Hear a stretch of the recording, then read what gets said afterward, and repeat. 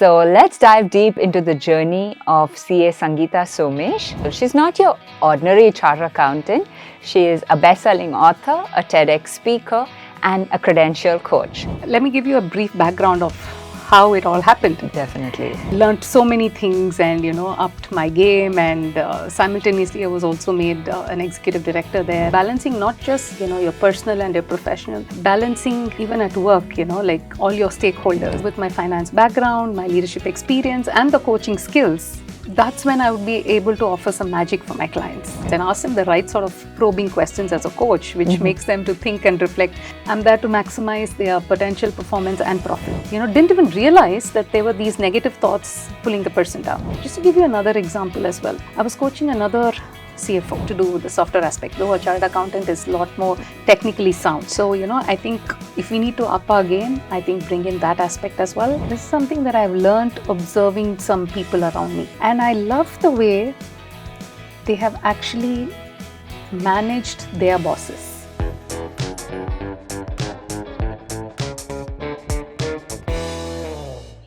Hello everyone and welcome to Coffee with CA with me, your host Geena Bharwani. Today on this episode, we have someone very special. She's not your ordinary chartered accountant. She is a best-selling author, a TEDx speaker, and a credential coach. So let's dive deep into the journey of CA Sangeeta Sumesh and let's learn all about how she went from being a chief financial officer to a coach. Let's get started. Hello, ma'am, and welcome to this episode. Firstly, congratulations on being a best-selling author. Thank for you. your book, What the Finance. So I'm going to go through a very quick recap journey of what got you started in the field of finance. You're now kindling my thoughts back to my childhood, because let me give you a brief background of how it all happened. Definitely.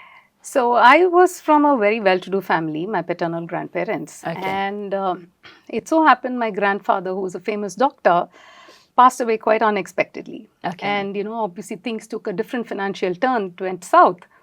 And so my dad, during his growing up years, had quite a challenging time. Okay. And if you were to look up my growing up years, I always used to ask my parents, my friends, some extended family were all doing pretty well. Whereas me, we didn't have a TV at home, we didn't have fridge, basic things that we were not so financially well to do. Mm-hmm. And now when I look back, that actually seemed to be a driving factor for me. Because I said, I need to have all this. Mm-hmm. And therefore, my parents really encouraged me a lot. I'm the only child. Correct. And they always used to tell me, go ahead, achieve what you want, get what you want, and live your life. So that was the thought process behind. And I guess since then, there has been nothing really stopping me, because, I was clear on what I wanted to achieve. Correct. And that's what kept me going. And I remember when I finished my class 10 and, I had to choose between science or commerce, in my mind, I didn't have a dilemma. And you know why? Because I didn't like physics. So I've seen that as a common trait across. Okay. When I finished my graduation, Correct. During my graduation, I was also doing my ICAI. Okay. But when I finished my graduation, I had a double mind. I said, what if I were to do an MBA? Okay. And so the dilemma was between an MBA and CA. Okay. But then what happened, I realized, if I were to do an MBA, it has to be from a reputed institution. Correct. And all of them were outside Chennai. And me being the only child, I said, why do I have to live away from my parents? Makes sense. Yes. So then I said, okay, let me do CA. Yeah. So I just went ahead with CA. The journey was interesting. I really liked it. Now, when I look back, I do have a lot of pleasant memories. Once you finished your CA, and then how did you get into a practice, or did you go into working with a corporate? Yeah, so I started, my first job after I qualified was with Alstom. Okay. And I had got into the internal audit division there. Okay. It was good, but then I said, 3 years I have done auditing. And again, internal audit, and I was quite keen to go to the other side of the table. Okay. Right? So then I was there briefly with Alstom. And then I got a break with Tupperware. So Okay. I was the distributor management advisor for the southern region. And it was really exciting, one of the Yeah, and really that time good is when jobs. Tupperware was just coming. Yeah, it had kind of just set up. Okay. So it was a very nice journey. I felt I was back in college.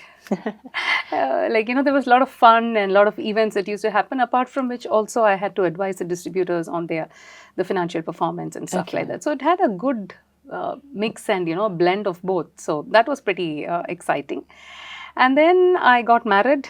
My husband was in Botswana, Southern Africa. Okay. So that took me there again, and then was there for about close to 8 years. Okay. And there I was with PricewaterhouseCoopers. Okay, you back to from where Yes, you yes, started your yes, articles yes. from. But it wasn't auditing. I was in the entrepreneurial advisory division. So Okay. wherein, I had to manage different clients with different industries and advise them on what was best from a financial perspective. I think the one, kind of like a stigma is that when a chartered accountant is there, it's only related to audit. But I think what people don't Much see more. is Yes. that it's more of financial Yes. advisory and all That's of right. it, which is also part Yes. of it. Yeah, and you took that journey Yes. very early on rather than Absolutely. being late to the True. party. Yes, yes. Yeah. So once you started off, I'm sure you might have been at the financial advisory level at PwC. And then after that, how did you become a CFO? All right. So, yeah, I was about 8 years in PricewaterhouseCoopers Correct. in Africa. And then we decided to relocate for family reasons. Okay. So, came back here, and then at that point, I had a particular dream job in my mind. Okay. In a particular organization. All right. And guess what? I think after about 8 rounds of interviews. 8 rounds. Yes, because it's a large multinational. And, I had people interviewing me from different global headquarters of theirs. Okay. I got the job. Okay. And I was so excited. But what happened was I paused and I reflected. At that time, my daughter was just about 2 years old. Okay. And this particular opening meant long-term international assignments, which was very exciting for me at that point in time. But I said, my maternal instincts said, I didn't want to leave my little one. Yeah. My son was also just about 4 or 5 years. And I said, they're too small. And probably I said, let me wait. This is not the right time. So with a very heavy heart, I actually didn't take up that opening. Okay. And instead, what happened, I joined a French multinational called Thales. Okay. And that as a head of finance. And that journey was also very exciting. I really loved, it gave me a complete different flavor of the industry, and I was back in India after a little less than a decade. So it gave me a very good perspective and everything. And okay, I was a head of finance. So I was asking myself, what next? How do I grow further? And that's when it so happened, there was an opening in Dun & Bradstreet. They were looking out for a CFO. And me, wanting to grow further. And I think in this journey, it's the CFO that's the next stop, right? So then I went ahead, took that up. That was also an amazing journey, almost close to a decade I was in Dun & Bradstreet. Learned so many things and, upped my game. And simultaneously, I was also made an executive director there. And I was also became an independent director on a few other corporate boards. So the learning and the journey was amazing. Correct. So I think it was more that I was quite driven to getting what I wanted. Yeah. And of course, God's grace and family and colleagues, supporting friends, everybody. So I guess that's what brought me there. Right. So you've literally seen right from say you've gone through audit, you've gone through your financial advisory, you've gone through your CFO level, and before that, even your own personal journey, right? And in that, what was your biggest learning? Biggest learning, I would say, is to balance everything. While it can be said a lot easier, it does get a bit challenging in reality. So balancing not just, your personal and your professional, but balancing even at work, all your stakeholders. Correct. Right from your board members to your bosses, to your peers, your subordinates, the entire team. So that involves quite a bit. And I guess you're learning on the go. So I think that has been a real big learning on probably I would say from a people management perspective. I kind of sense your pulse over here, where you're going on saying, you're like, reiterating the fact that you were learning. Yes. And I think that was your biggest motivator, that as long as you're learning something new is... Very true. Very, very true. Learning is the key, whichever level, whatever profession you're into. I think learning is really important. That's nice. So you were at the CFO level, right? And that's like a peak for a chartered accountant. How did you switch your entire career path after being a CFO to being a coach? Right. So that's a great question. For me, it was like I said, I was the CFO for almost a decade. Correct. And I was happy. Everything was going well. But there was something I felt was missing. Okay. Right. And I didn't know what it was, to be very honest. And then I had this thought. I said, if I can contribute to the success of one organization, how do I scale myself? Yeah. Right. So that was one thought. Park it aside. So this was something that was kind of disturbing me. I had no clue on what, how I need to go about it. And then parallelly, it so happened I'm an accidental author. Okay. I never had plans to write, Okay. So my first book was a fiction which won me an award as one of the 100 inspiring authors of India. It's called A Glance at the Unknown. Never expected, an accidental writing. So when I started telling people that I've written a book, people assumed it to be a finance book. Okay.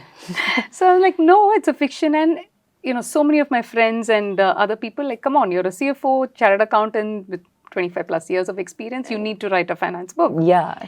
And I wasn't so sure at that point in time because I said, how much really creative can you get in finance, right? I mean, it's the same thing. You can't change the concepts. Exactly. It? So I was pretty reluctant to write because I said there are already so many books in the market. But then I realized there was a need. Right? Okay. Because people found finance something complex. Finance is boring. Finance is challenging. Is not my cup of tea. I know that. I know that feeling. So a lot of people were saying that, and then I realized. I said, I felt my strength is to simplify things. Okay. So I said, what if I can go and reach out and help people understand finance better from a business finance perspective, right? Yeah. So and I said, I don't want to give any gyan. So I said, let me make it very practical. Yeah. So this is your problem, this is your solution. Okay. Right? So the whole book is weaved around that. So it's called What the Finance. Yeah. And like you said, it became a bestseller, something that I never expected. Okay. So to give them like real practical tips, hands-on, and to make it a little more interesting, I've also interviewed few other successful entrepreneurs and shared their financial journey, their learnings, their mistakes and whatever. Yeah. So just to make it a little more interesting. And also I believe that not everybody has to make the same mistakes. Yeah. You learn from others' mistakes as well. Definitely. So I made it like that. And of course, one book led to the other and it kept going. So to answer your question again, so it was the author journey had started already. And I was already thinking in my mind, how can I contribute more? Right? Rather than just to a single organization. Exactly. And again, it so happened I chanced upon coaching. Okay. Right? So I was just very intrigued by this concept because at the time one of my books was launched, my first book was launched. Around that time, whoever I met, was either a coach or, somebody was being coached by someone or they were undergoing a coach training, whatever. So I was like, why am I hearing this? The word suddenly? coach so many times. Yeah.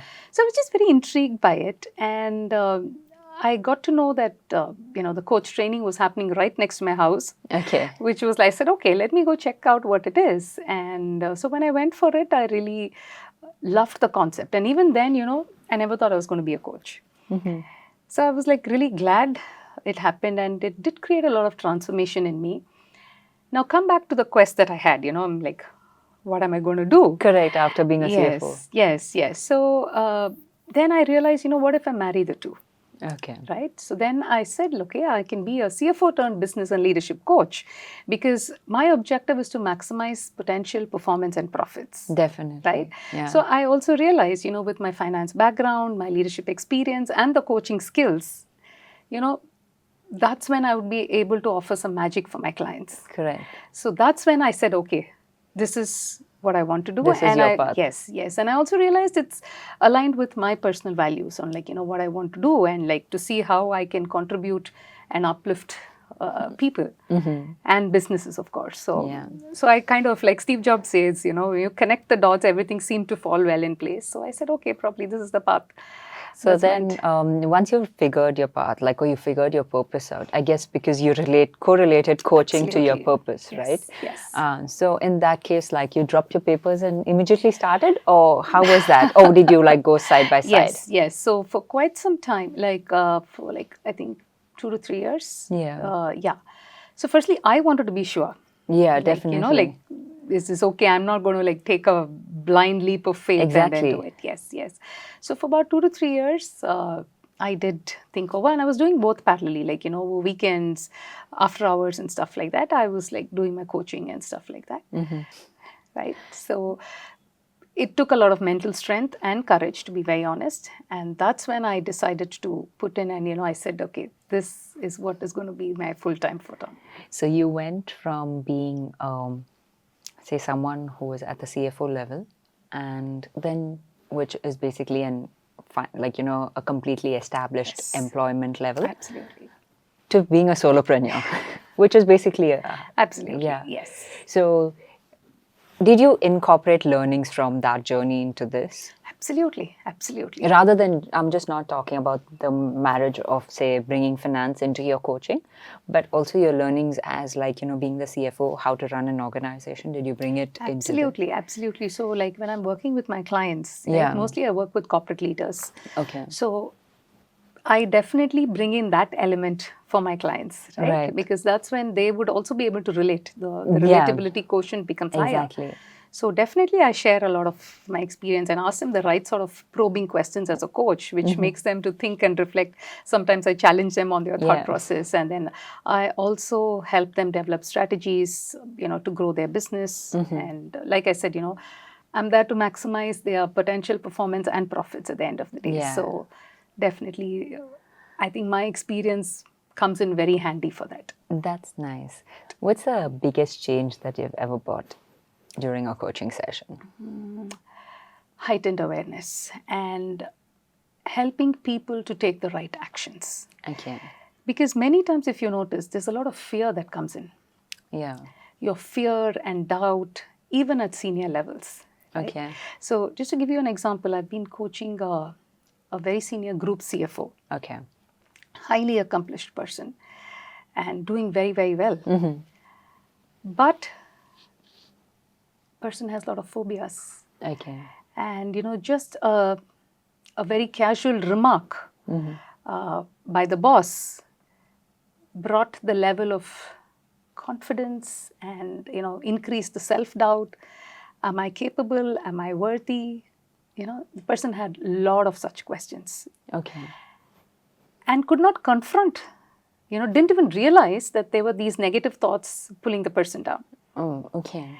And this came about in the coaching conversation, and that was like an aha moment for the person. I'm like, yes, like, you know, why am I having this negative self-talk? Was a big realization that they had. Yeah. And that created a big positive shift. And the person is now involved a lot more in the business, not beyond finance, let me put it that Yeah, way, you know, so okay. is able to contribute a lot more effectively to the business. So, you know, those kind of transformations, when it happens, makes the person feel good, the organization benefits, and me as a coach, I find it extremely satisfying, you know. Yeah. So it's a real feel good thing more than anything else.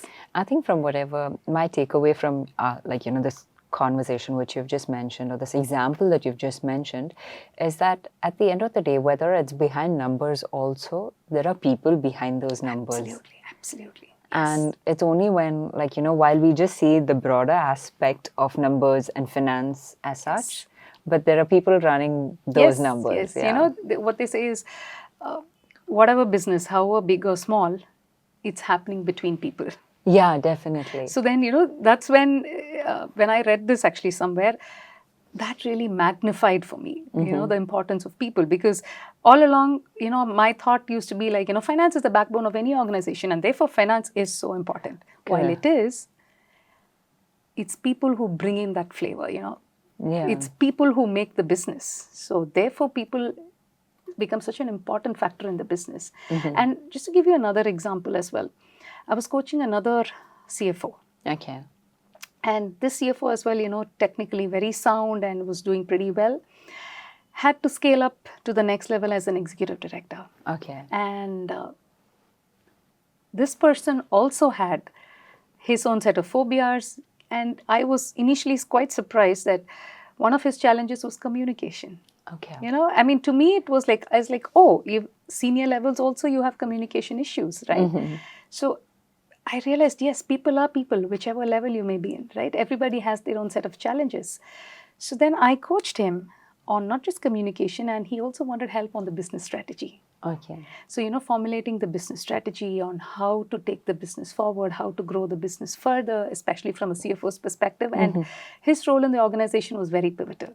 Oh, okay. So sharing those thoughts, and I also gave him a copy of my other book, Where's the Moolah, which is Financial Growth Hacking for Business Profitability. Yeah. Moolah, is money, right? Yeah. So then we came up with strategies and stuff on the theme of the book as well. So while you were a CFO, was there any instance where you felt like it would have been better if there would have been a coach? Oh yes, many times.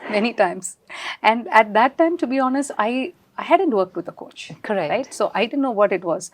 So now when I look back, I'm like, oh shucks, I wish I had a coach. So somebody who's there for me, who was kind of charting my path ahead, right? And helping me navigate over the challenges that I'm facing. Correct. It would have made a whole world of difference. Right. So widened your perspective, basically. Absolutely. Yeah. So apart from technical skills that are required at the managerial level, or however people want to call themselves, entrepreneurs, right, anything, what is one skill which you see a lot of people lacking at? You can be as generic as possible. Okay. It's just 3 or 4 common things come to my mind. Yeah, it's not definitely. Just one. Yeah. One is time management. Okay. People are not clear on how efficiently they can maximize their time. Okay. Right? Another is team management, right? Because normally senior the person is, they have a larger team to handle. Yeah. So, right, managing the teams sometimes could be a challenge. Another thing is conflict management with your teams, and communication, delegation. I could just go on. These are all common things that you see it a pattern. Yes. But at different industries, different leaders. What's the best financial coaching advice that you have received? Yeah, I think more than advice, this is something that I've learned observing some people around me, some seniors, who've been doing well. And I love the way they have actually managed their bosses. Manage their bosses? Yes, okay. Yes. Because a lot of bosses like a yes man, may not like to hear different perspectives. Yeah. But I have seen few people whom I really admire who knew how to tell their bosses their thought process and their perspective without being rude or harsh. Putting it across in a very efficient manner. In a tactful manner. Exactly. So that is something that's quite stuck on to me. And it's also what one of my mentors keep telling me, how your people management. Yeah. That becomes very important because your technical skills definitely play a vital role, and at senior levels, it's a given, right? Correct. But what can take you beyond and what sets you apart is your relationships, the way you manage people, your stakeholder management, basically, right? So that is a key differentiator. That's interesting. So, ma'am, you go by the name Gain Enabler, right? How did that come up? Yeah, that's quite an interesting question that you've asked me. So, like I said, when I left my corporate job, and then I was quite wondering what I should do. And then I thought I'll blend in my finance background, my leadership experience, and the coaching skills. And then I realized what happens, if I were to blend these 3. And I realized I would be able to give benefits. And that's why I said gain, right? Because the gains can be financial or non-financial as well. Okay.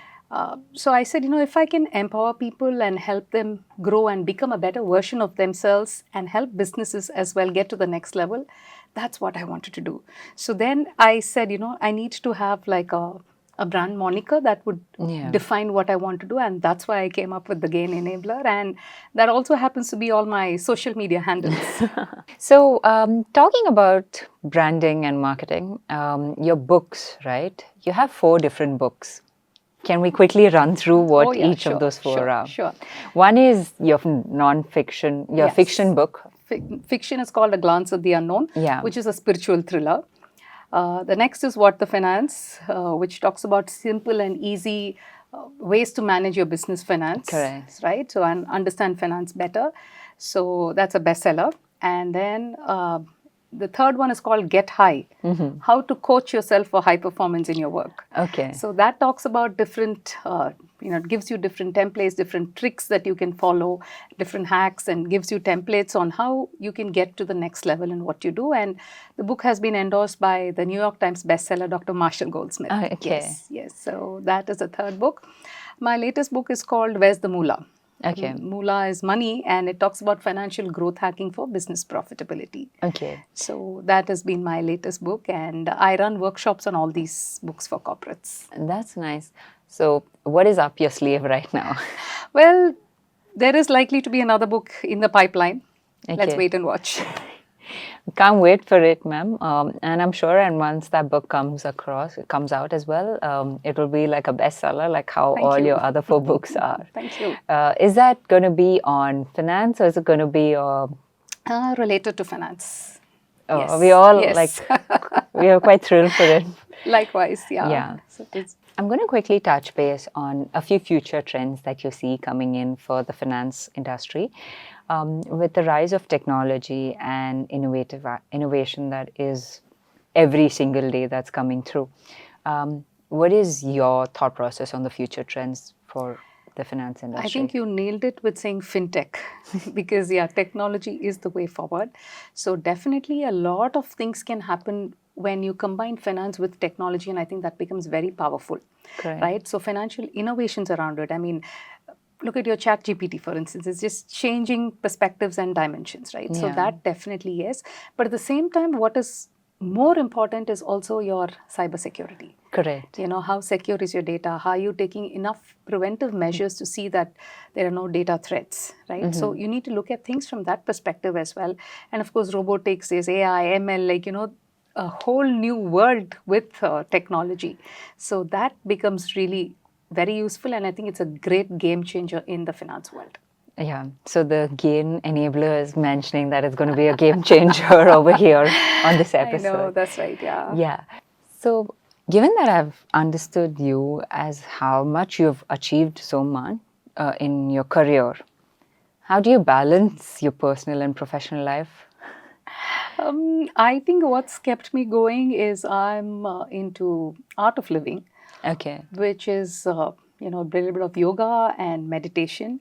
I've been into it for almost 2 decades. And every single day I do my Kriya and, the breathing exercises and my meditation. And that has had a profound impact in my life. And I think it's kept me sane and grounded. That's nice. So I think I've really had a wonderful time talking to Likewise. you and enjoying this conversation. And I think while you're talking to me, you've coached me also a little bit. So thank you for that. Most welcome. Yeah. So on to our next segment over here. On this particular segment where we have our previous CA that we have interviewed, leave a question for the next CA without knowing who's coming on next. Okay. So on the previous episode, we had the ex-ICAI president, CA Aniket Talati. Okay. And he's left a question Okay, sure. for the next person that comes in. I'll quickly read through the question. Okay. And you can tell me as to what All right. your thoughts are on it. Sure. So what are your expectations from ICAI going forward? Have you been satisfied with the efforts made, or would you like things to be done differently? What would be 3 things you want to do if you were asked to lead the profession? Wow. So I think from an expectation perspective, I think CAs, we must be able to harness the collective power of all the chartered accountants and ensure that for any finance-related requirements, the chartered accountants are the go-to person. On what could be done differently could probably be like take the trust quotient on chartered accountants to a next level. Okay. And also be more regularly in touch with all the members, because there are, right now, what I think is it's more the members in practice that are, more actively involved in ICAI. But it would be great to bring in the industry people as well, and people like me, and create a more powerful organization. So that's something I'd like to share. On the 3 things to lead the profession, I think it'll be good to focus a lot more on governance, build a lot more soft skills into the professionals. Like, if you were to take a chartered accountant versus an MBA finance, the edge an MBA finance has over a chartered accountant is, to do with the softer aspect, though a chartered accountant is a lot more technically sound. Correct. So, I think if we need to up our game, I think bring in that aspect as well. Lastly, increase the reputation and the trust on chartered accountants as a community. That's nice. That was lovely the way you answered it. And I think the trust and reputation for everyone to be in a chartered accountant is of utmost importance, because at the end of the day, the CAs are the ones that build the GDP and help to build the GDP of the nation. So can you quickly write down a question for the next CA that's going to be coming in? Okay. It could be as generic as possible. Sure.